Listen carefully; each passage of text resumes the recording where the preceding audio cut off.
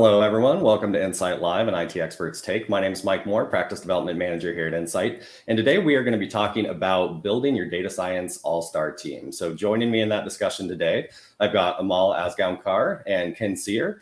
So Amal is one of our distinguished engineers here at Insight and lead over data and AI strategy, and Ken, one of our chief architects. And we're going to be talking about how we're going to build that data science team. What does it look like? Who are the players? What are some of the skills needed within that team? And also some of the use cases to really tee that up. So want to thank both of you for joining, gentlemen. So good morning, good evening. And then for those joining us live, want to let you know that we are able to see all your comments and questions that you have in the comment section below. So if you have any thoughts, any great stories around building your own data and AI practice or data science team, feel free to put those in there. Would love to talk about them, answer any questions you have. And I also want to thank those who responded to our poll that we put out around this Insight Live around, has your organization built out a data science team? And we did see that over 52% of you who responded actually do have a data science team. And that really aligns nicely with what we're seeing in the market with the conversations Ken's having out there, where almost half of enterprises are looking at data and analytics and building out their AI capabilities to really bolster innovation within their organization. And Amal, before we really dive into what the genetic makeup of a rockstar team looks like around data science, maybe you could give us an idea of why enterprises are really turning to data and AI to bolster that innovation within their organization. Absolutely. So what we've realized, or what we've seen through multiple surveys, is, a lot of data is being generated, right? A lot more than what was generated before, but not all of that data is being used, right? So there's an opportunity here to really take a look at what data is being generated across the business, whether it's machines, whether it's applications, whether it's processes, people, right? How are you capturing that data? And then what are you doing with that data? And I think that is where the innovation really is going to come through, is because right now we are not using that data, right? Businesses maybe are collecting the data and storing it, but not really using it. Or maybe the data is being generated, but they're not even collecting it. So they don't even know, what is available in their business. And I think that data set, right? Everything starts with data. And data-backed decisions, right? If you're making a decision, you have to have your data set along with it. And I think that's key.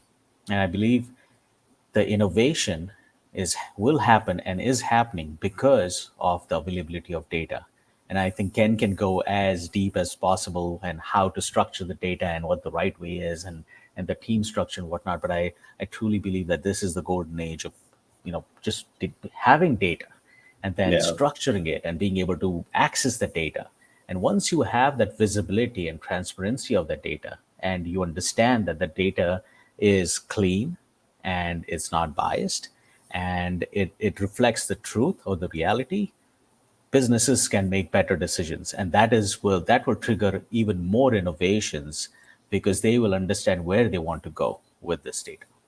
Yeah, and Ken, I mean, you have conversations with clients on a regular basis in your team around data, analytics, AI, building out a data science practice. So what are some of the use cases that you're seeing with the data across different verticals that are really being applied to really solve for some innovative challenges that clients are facing? Sure. So like Amal said, a lot of companies in this market are really looking at data and analytics, or AI, as a differentiator. And we're seeing in the market that those top 10 companies on S&P or Dow are really becoming data-driven. They're Meta, they're Airbnb, they're Uber, they're companies that are using analytics and artificial intelligence in order to capitalize on a market that might not even have been there 10 years ago. So what we want to do is help our customers optimize their current business, but also recognize new product lines. So in FinServ, for example, they've been doing AI for 20 years, 40 years, 50 years. They're really, really good at it, but not in certain areas. So in FinServ, we're doing a lot with client engagement. using analytics and artificial intelligence to create chatbots and conversational agents that engage with customers, predict what they need, provide them and align them with services that they might not have known about on their own.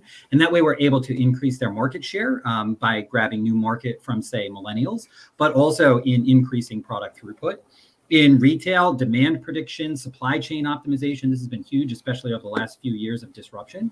We're really looking at helping to identify what product is needed where and in what quantities, and having this real-time supply chain where we're minimizing storage in warehouses and maximizing their ability to deliver to customers.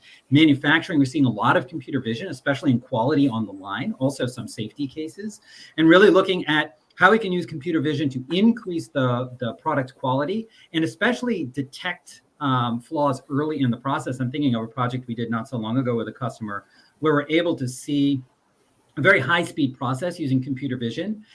We were able to alert the SMEs on the line, the subject matter experts, to identify when there was a flaw. And we were able to reduce scrap on the line by 30%. That was a huge material savings, that was a huge labor savings, that was a huge improvement in their efficiency. And that operational benefit allows them to make further investments. Like we did in retail, where we were able to work with a major manufacturer that was able to apply AI to their product, but then not only that, they were able to apply AI to their competitor's product, create a service offering that went out into the field to manage their product and their competitor's product. Added a whole new revenue line that we had to help them build up because we have that innovation capacity, but also allowed them to start to capture market share in a really close market, which was exciting. We do a lot of linear asset inspection in energy, whether that's AI at the edge when we're talking about oil and gas and doing well maintenance and wellness, or electrical transmission, or even in transportation, rail lines or the like, being able to inspect miles and miles and miles using AI increases safety, decreases costs, and takes people out of those dangerous environments where there may be harm. You can imagine an inspector walking the tracks, that's dangerous. And now they're back, safe in a command center, getting better results over more track with less time and less risk. But what I'm most excited about is healthcare, working with healthcare specialists to help improve clinical decision support. Now, it's super important that we be responsible about this. There are human lives directly affected by these decisions. The AI is not making any decisions. The AI is helping the doctors understand what they've used in the past to make good decisions and presenting that to the doctors in a cohesive form. A lot of these EHR programs have 40, 50, 100 screens that you need to look at. We're able to summarize that, alert the doctors.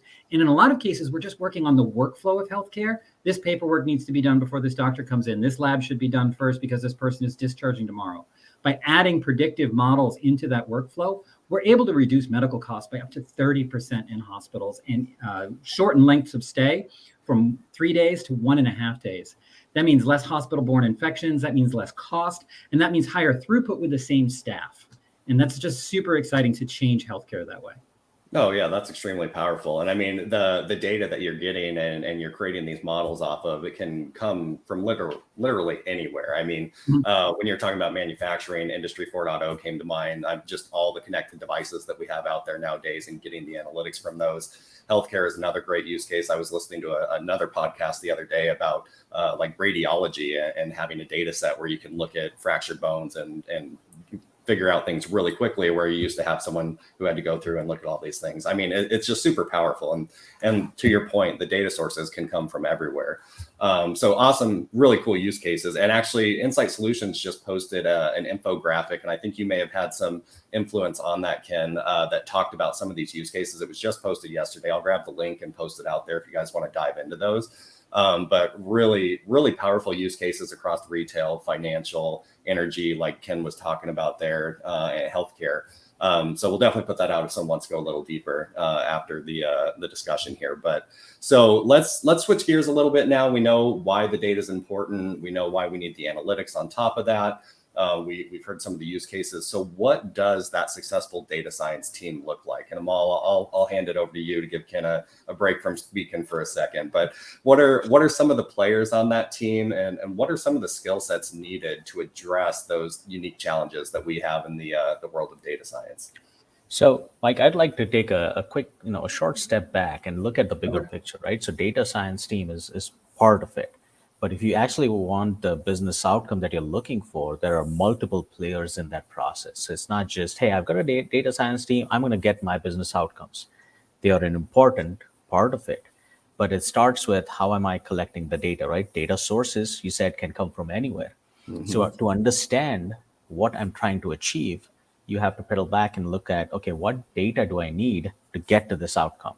So once you've identified that, you need to have the right players and champions, SMEs, who understand the specific domains across your business, who can collect the data, right? Or who can help you collect the data or point to the data, because you will not know where the data exists.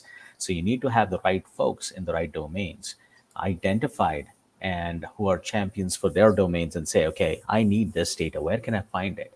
And then ask those probing questions. So you have almost a team that can automate that process, understand where the data is, automate that process, collect the data, and then have an entire data architecture that will move the data into the right architecture for storage, querying, XYZ, right? So that's just getting the data. And so Right. then the other, and can jump in if you disagree, or if you have a different opinion.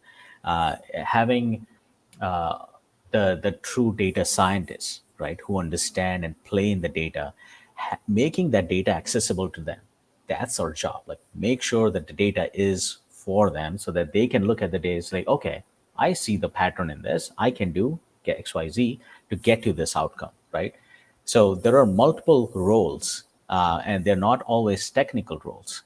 So you have to have your business contacts, you have to have your domain experts, you need to have your app architects, application architects in place, the automation, the DevOps, the MLOps. All of these roles need to be in place, so that whenever the data scientists create a model, and they want to test it, and they want to test it in an automated fashion, so they can get the right input and the right output, and say, okay, if this input came from this data source, and if I put this model in this place, do I get the right output, right? Otherwise, what will happen is, if you just do it once, your data might be stale by the time you actually create the model. And now that might not reflect the real business, because it has already changed based on how long you take, right? So if you put that automation in place, you can do this cycle quickly. And then you need your business stakeholders to validate and verify, and the domain experts from the business side to say, well, yes, in my past experience, that's true. This prediction is close by. I agree with this.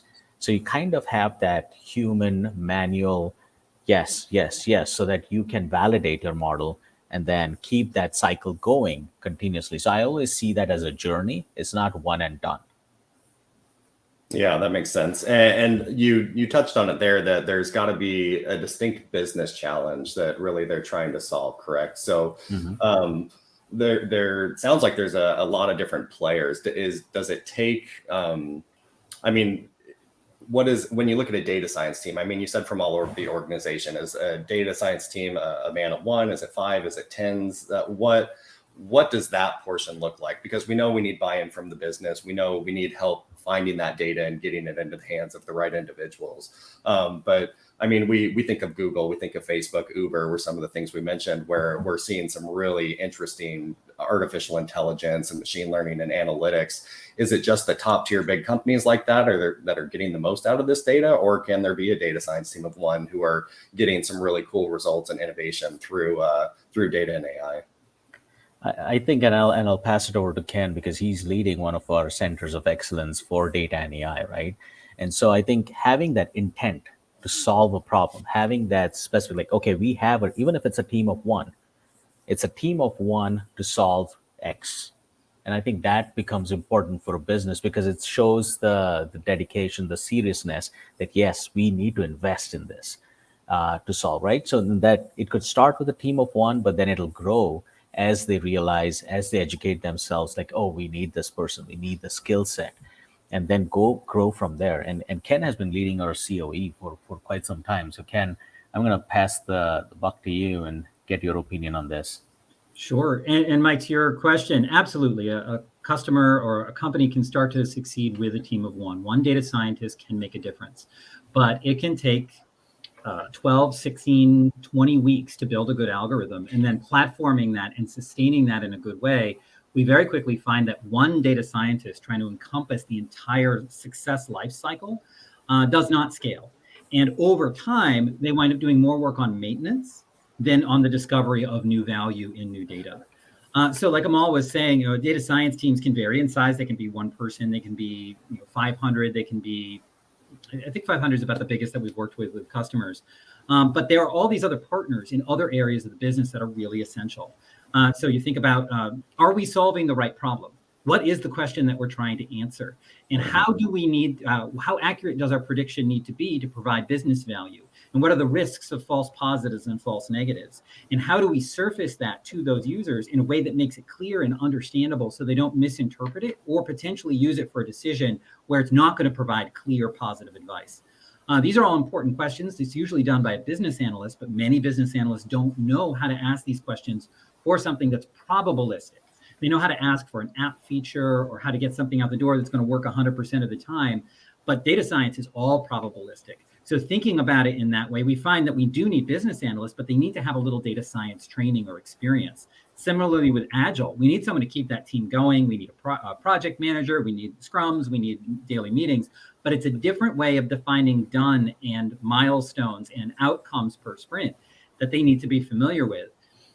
Similarly, we need data architects and data engineers, but this is not a data warehouse. This is a different type of environment with different needs and high self-serve and reuse, which again, a lot of data architects and data engineers aren't used to working on. Similarly, a program manager, someone to keep everything going and make sure that all those stakeholders are communicating. There's a different sort of flow and pattern. It's very similar to traditional software or data development, but it's also different in some key ways. We find a lot of our customers stumble when they hit those, and they don't know how to adapt and move into that new pattern. And so what we try to do is help them build a center of excellence. Instead of having a data science team and relying on outside experts, let's bring some of those experts from other areas of the companies. Let's train them how to work with that data science function. Let's put the entire life cycle in a group under a single manager who's responsible for its success. And that way they can grow and adapt. Let's loosen up the strictures or patterns that might work in other areas of the business until they can find what works for their data science development. What we want to do is enable them to get to value quickly, all the way through the platforming. Again, it's different from traditional application platforming because you need to worry about data drift. The data changes underneath it. Your customer base changes, your manufacturing base changes, things change. We need to retrain that model in an automated fashion. We need to update that model in place. And if we can't retrain with adequate success defined on that original business criteria, we need to raise a flag and have a manual process. And all of that needs to be brought back into the business process by someone who knows both data science and organizational change. So we have this kind of interdisciplinary team working around the data science function, integrating with classic business function, but in a new and slightly nuanced way that will allow them to succeed at velocity. And over all of this, there has to be an executive champion. There has to be someone who says, we will get you access to that data. We will help you make an exception to this business process. We will help you integrate in this new way. You will prove that it works. And then we will begin to adopt that as a wider pattern. We work with a lot of large companies who have many data science teams, and we still nucleate that center of excellence. And they create the prototypes and the platforms and the core of what's then shared back out with those teams. And they often find the best in these different teams. This team might be doing ML ops well. This team might be doing data cataloging well. This team might be doing Agile well. Let's bring that into the COE, perfect it, and then send it back to all the teams to improve us across the board. Yeah, that's awesome. And I mean, across any initiative, we know that the executive buy-in is huge to really get these things off the ground. So it is that interdisciplinary team that you're talking about, Ken. Did you have something to add there, Amal? Look like yeah, and I just wanted to like through all of that, I think the application or the user experience is also key. Who is consuming the results of that ML model or AI model or what have you, and what type of actions are they going to take? Are we making their lives simpler or complicated? So, and that all then depends on how, or that actually reflects on how it's going to be adopted. And then it comes back to organizational change because, okay, you've put this process in place and you've made it difficult, so nobody's now adopting it, right? So it all starts with, we can create the best solution, but if you don't have the right user experience and you don't make their lives easier, nobody's going to touch it. Yeah. And so you could have the best funding, executive support, you have the best technical expertise in place, and then you have, somebody, you ask the user to press 15 buttons to do something, and they'll be like, yeah, not happening. Like, I'll just do it myself, forget about it. I'll write on a piece of paper and pass it over, and that's faster, right? Right. And so it becomes important to have an almost a strategy and design team engaged to understand who the end user is and how are they going to use it, and what are the problems right now that if we put this process in place, how are they going to use it, and is it going to make their life simpler? And if we make their lives simpler, they're going to adopt it. They're going to be our champions and evangelists to say, hey, this is amazing, we should do this. And coming back to your first question, right, innovation, that again starts innovation, because now you've shown them how it works, and then they start thinking, well, I could use this process here as well, because I see a similar problem there. And now the coming back to what Ken said is COE, bring all of these teams in around the data science function, and now apply it to different problems in the business and go kind of stamp it out, right? So now you come back to, well, we have these standard practices. That is how I think we should define what a standard or best practice is. It's the best practice that works for you, for that business. It's not across the industry. Yeah, that makes total sense. And Ken, you were touching on some items I wanted to unpack a little bit for the people listening in when we're talking about that interdisciplinary team, and maybe even just the data science portion. What are some of the differences between data science, between data engineering, machine learning engineering? I mean, there's a bunch of nuances between the data scientist, the data engineer, the ML engineer. Can you unpack that for us a little bit, just to kind of give us a little more clear definition of those different roles that might make up this team? Sure. Data engineering is something we're probably all relatively familiar with. This is the classical approach to taking data from a number of source systems, copying it, transporting it into a new environment like a data warehouse or a data lake, maybe applying some transforms to cleanse the data or shape the data or enhance the data, and then presenting that back using some sort of data tool like a BI tool in order to get some insight. Data engineering is really focused on the plumbing of moving things around, doing it efficiently, doing it effectively, and doing it in a way that if something breaks, downstream there are clear flags and warnings, and it self-repairs over time. That is a little different from data science. Data science is an approach to using a number of different algorithms and developing new algorithms to look at data in ways to see if you can extract patterns. Data science is really about looking at historical data, attempting to extract patterns, and predicting how likely it is that those patterns will apply in the present and the future. So there are a huge number of algorithms that have been developed by industry and academia in order to look at data and say, I think there's a pattern here, I think there's a pattern there, I think there's a pattern over here. There are different ways of looking for patterns in, say, time series data or tabular data or image data or audio data that can then say, hey, this distinct pattern is your voice. This distinct pattern is your image. This distinct pattern is a smile. This distinct pattern is a predictor of a market downturn.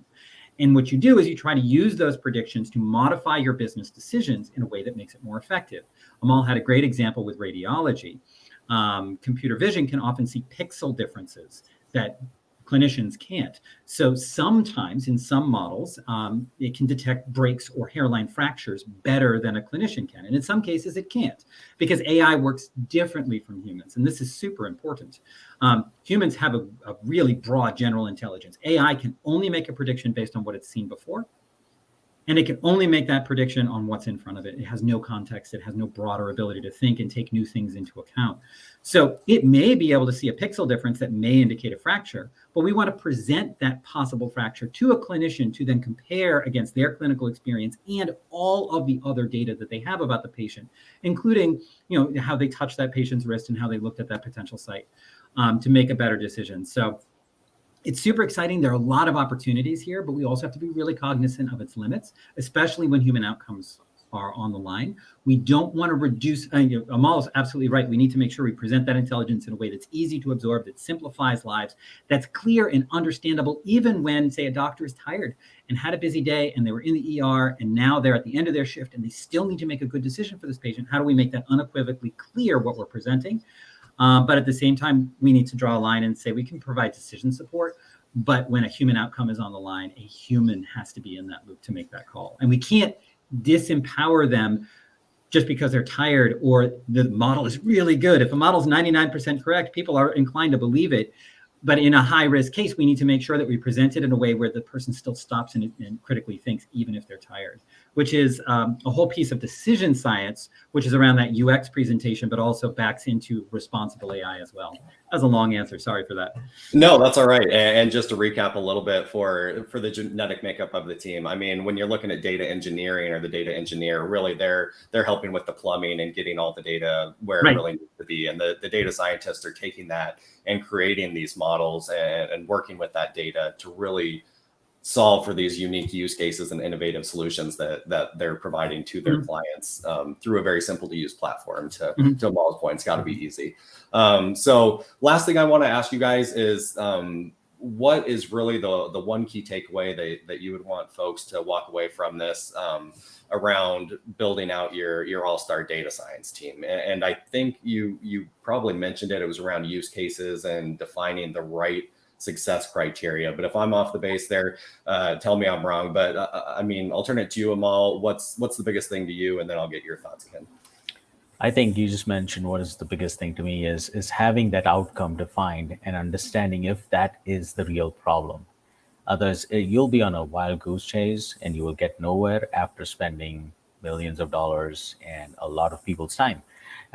So defining that use case, defining the problem clearly, understanding the impact of that problem on the business or on lives or what is important to you is going to define how successful your team is going to be and how much value you drive from it.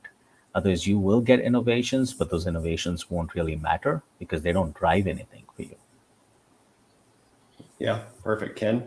Yeah, I can't argue. That is how to succeed at that first important checkpoint in the AI lifecycle. You need to make sure you're solving the right problem and giving it to the right people in the right way. But as you go through that life cycle, there are so many other checkpoints, and it really requires a team, like a business analyst who knows how to ask those questions and define the definition of success and make sure that it's the correct business problem that you're solving. But at every checkpoint where you're collecting the data, where you're analyzing it and building your models, where you're platforming it, where you're integrating it back to the business, you need a skilled teammate who's going to ask the right questions and approach it in the right way to make sure that your data science progress doesn't get stuck. You could have the best idea and the best model, but if you don't know how to platform it or sustain it, you're still not going to succeed. So there are probably about a dozen checkpoints. That's the first one, the first hurdle to clear. But our customers come to us, say, how do we platform this? How do we do the ML engineering? They say, that's the last mile problem. I say, I'm sorry, we can help you there. But that's mile 7 of a 10-mile road. You still need to get it back into your business systems, and you still need to make sure your people are adopting it correctly. And that's going to change the way you do business, and you need to absorb that. And then you need to do the next cycle faster because they're going to need new things. Yeah, that makes a ton of sense. You don't want to buy the car and not know how to drive it. You want to, I mean, it doesn't make sense to get the infrastructure if you don't know the use case and if it's even going to work with it. So yeah, great points. You need it all. Yeah. So, I mean, I think we'll go ahead and wrap it up there. That was a great discussion. I hope those listening in got a little bit of knowledge around how to build their own data science team, data and AI in general. If you want to learn more, head over to solutions.insight.com. And we have a ton of content out there. I'm going to post the link to that 10 use cases for data and AI that cover the use cases that Ken was touching on. But a ton of great content out there. Thank you for joining today, Amal, Ken. Thank you very much for your time, and we'll see you guys next time. Thanks, Mike. Thanks, Mike. Thanks, guys.